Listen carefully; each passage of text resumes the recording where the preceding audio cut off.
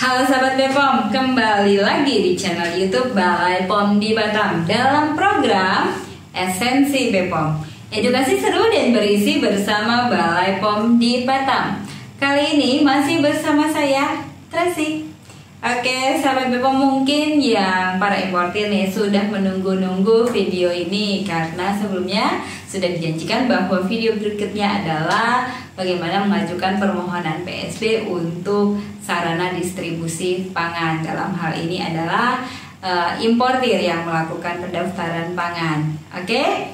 Nah, nggak usah lama-lama, kita langsung simak. Oh ya, tapi sebelumnya untuk sahabat Bepom nih yang belum tahu video sebelumnya, videonya sudah ada di link di description box, yaitu yang pertama bagaimana produk apa saja sih yang perlu didaftarkan izin edarnya di Bepom.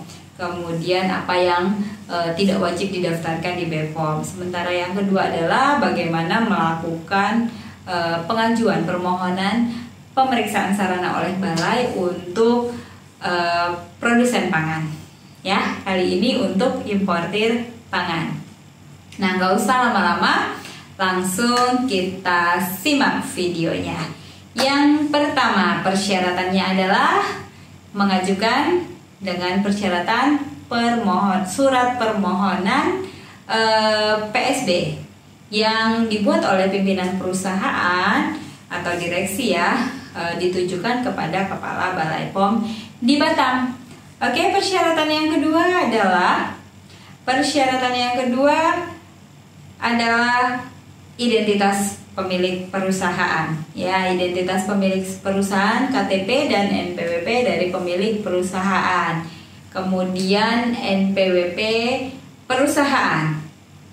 Kemudian kalau sahabat Bepom seandainya ini belum punya NPWP, bagaimana caranya? Ya, sahabat Bepom harus mengurus dulu NPWP-nya ke Dirjen Pajak. Nah, kalau sahabat Bepom ingin mencari informasi, carilah dari sumber yang resmi. Misalnya sahabat Bepom bisa akses ke pajak.go.id. Bisa diakses di sana untuk mendapatkan informasi bagaimana mengurus NPWP secara melalui jalur yang resmi. Oke? Kemudian syarat yang selanjutnya adalah NIB.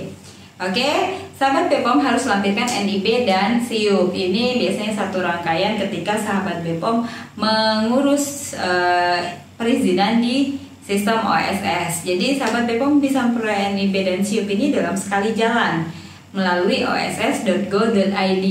Kalau sahabat Bepom punya pertanyaan terkait OSS ya, nanti sahabat Bepom bisa konsultasikan ke PTSP, Pelayanan Terpadu Satu Pintu di daerah sahabat Bepom masing-masing. Nah, untuk di sini yang penting diperhatikan itu apa? Yaitu bidang usahanya atau KBLI-nya, klasifikasi buku lapangan usaha Indonesia. Artinya ketika sahabat Bepom mau melakukan pendaftaran NIB lalu mendaftarkan usahanya, diperhatikan bahwa KBLI-nya itu perdagangan makanan minuman.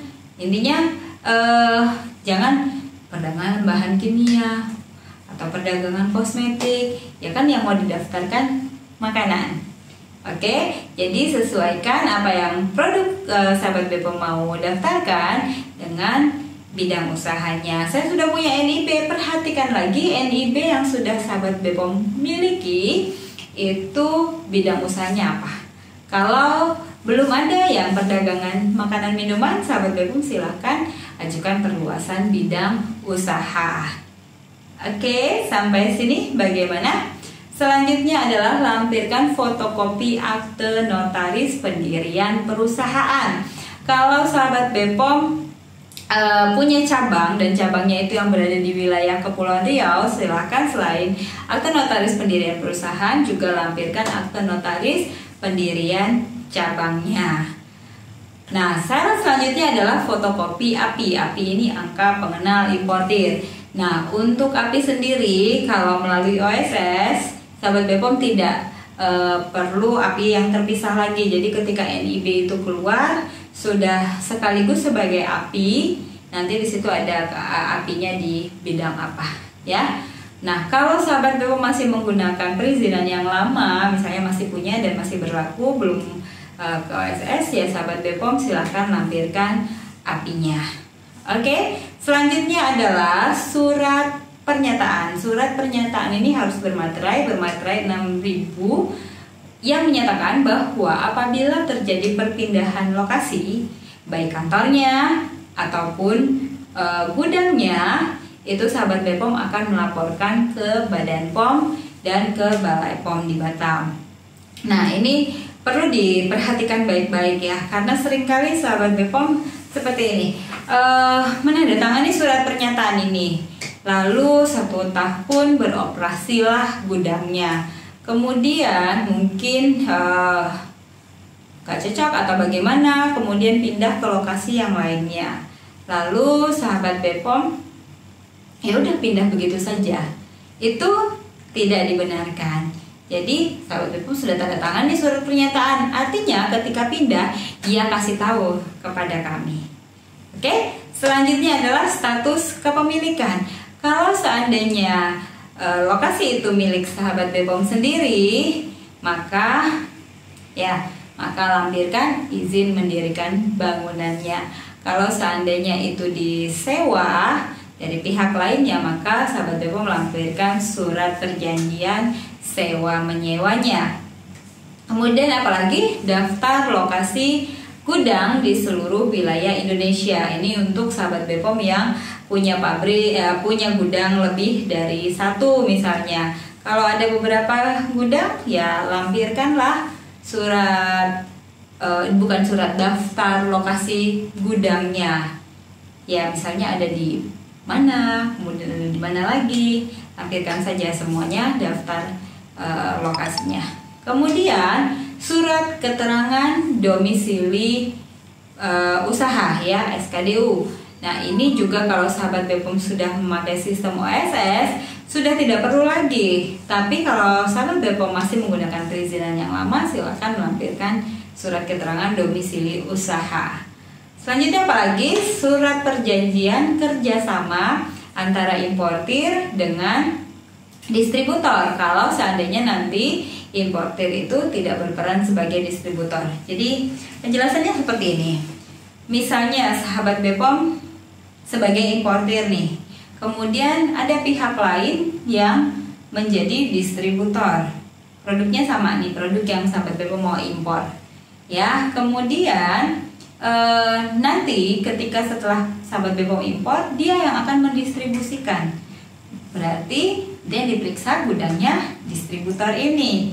Jadi harus ada surat perjanjian kerjasama antara importir dengan distributor. Paham ya? Oke, selanjutnya adalah denah bangunan, baik kantor maupun gudangnya, dan peta lokasinya. Ini penjelasannya sama dengan yang di video sebelumnya, yaitu denah bangunan ini dibuat di kertas berkop, kemudian nanti ditandatangani atau disahkan oleh pimpinan perusahaan. Kemudian harus ada keterangan panjang kali lebar dan luas dari masing-masing ruangan di denah bangunan ini. Begitu juga untuk peta lokasi, harus ada minimal 3 sampai 5 akses menuju ke lokasinya bangunan sahabat BPOM. Oke, untuk selanjutnya adalah struktur organisasi perusahaan. Ya, jadi harus melampirkan juga struktur organisasi perusahaan dan lampirkan juga panduan mutu. Panduan mutu ini meliputi apa saja? Meliputi standar operasional prosedur dari pengawasan atau penanganan produk yang tidak memenuhi syarat. Jadi bagaimana prosedur standarnya atau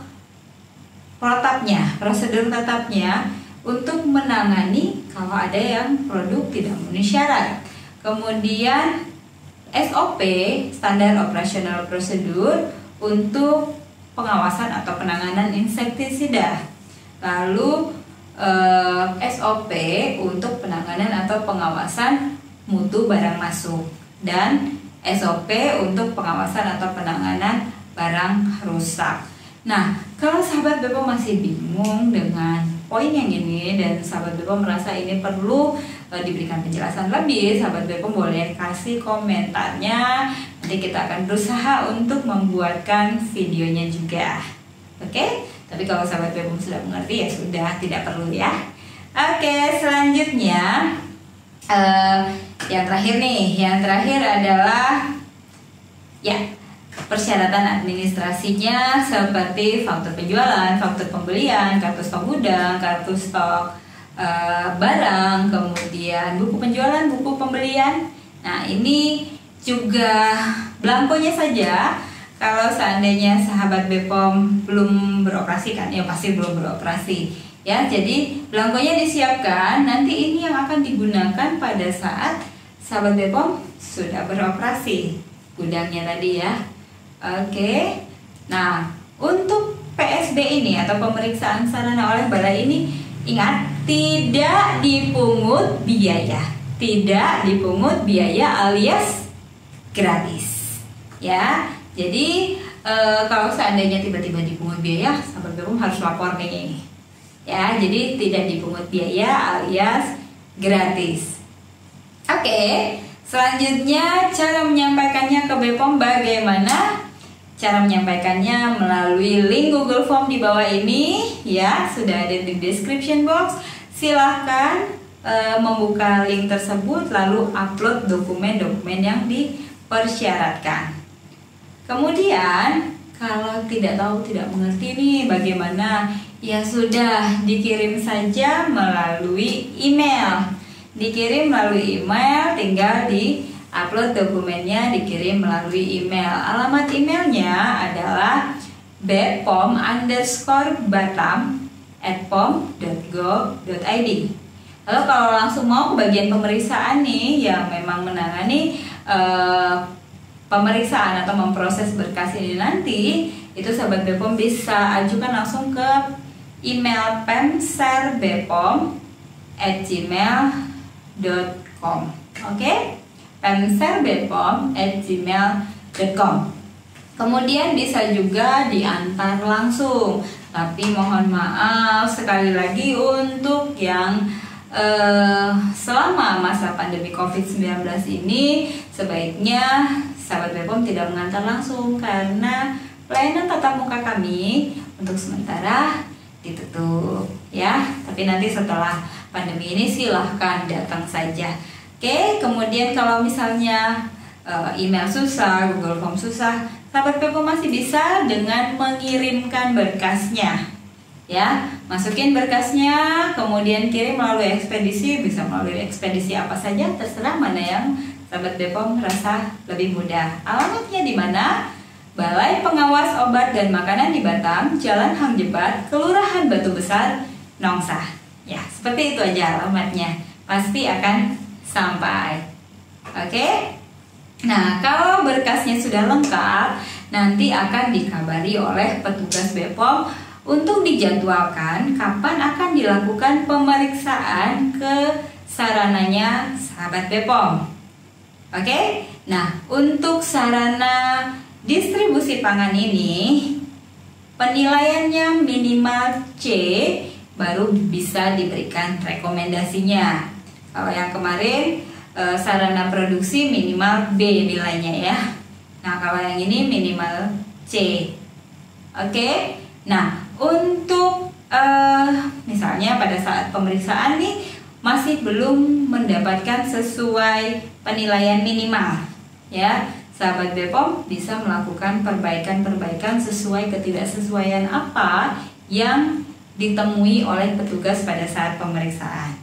Misalnya ini tata letaknya atau tidak ada pencegahan serangga atau hama.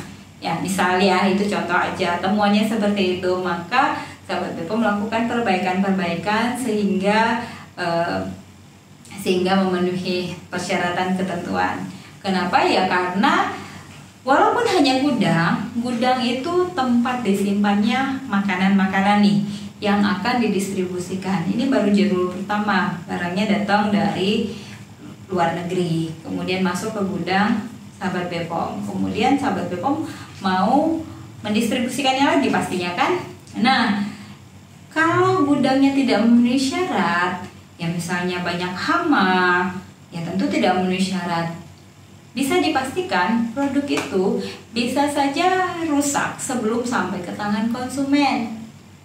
Ya, jadi oleh karena itu maka sarana distribusi pun harus kita yakinkan memenuhi persyaratan cara distribusi pangan olahan yang baik.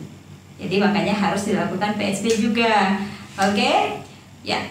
Dan rekomendasi ini akan dikeluarkan setelah sahabat BPOM mendapat nilai minimal C. Nah, setelah itu barulah sahabat BPOM bisa melakukan pendaftaran akun perusahaan. Untuk pendaftaran akun perusahaannya bisa disimak di video yang selanjutnya. Oke? Bagaimana sahabat BPOM? Kalau sahabat BPOM merasa informasi ini bermanfaat, sahabat BPOM tentu boleh share video ini ke teman-teman atau sahabat-sahabatnya sahabat BPOM yang membutuhkan informasi ini, ya, untuk mempercepat pergerakan ekonomi supaya setiap orang merasa bisa melakukan pendaftaran pangan. Oke, demikian dulu video dari kami, semoga bermanfaat. Bila sahabat BPOM merasa ini bermanfaat, silahkan like, subscribe, jangan lupa aktifkan tanda loncengnya. Oke, sampai jumpa. Bye.